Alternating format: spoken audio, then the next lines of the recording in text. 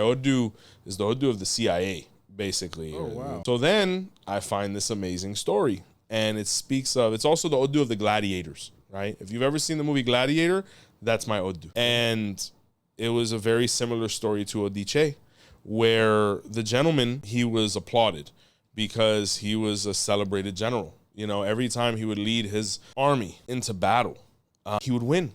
And he had this thing about strategy and positioning and all of these things where he would just have flawless victory. So they loved it. His men loved him. He was gregarious. He was kind. He was firm. He was all of the things that, you know, people looked for.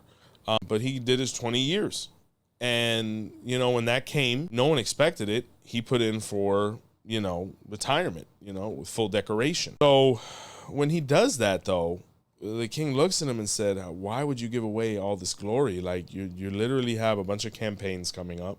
You're going to win all of them. Like, why are you leaving? And he said, my wife's pregnant. I'm about to have kids, man. Like, I've worked so hard. And I've found a woman that I am completely infatuated with. I love her. She's giving me babies, and I don't want her to be a single mother. I don't want her to be a widow. I don't want my kids to hear of my legend and not know the man that I was.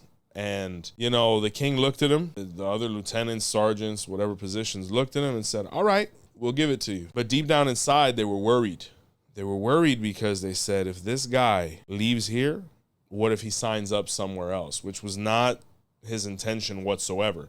He actually wanted to go and be a farmer. That's why it's so wild when you look at the story from Gladiator. It's literally parallel to this Pataki.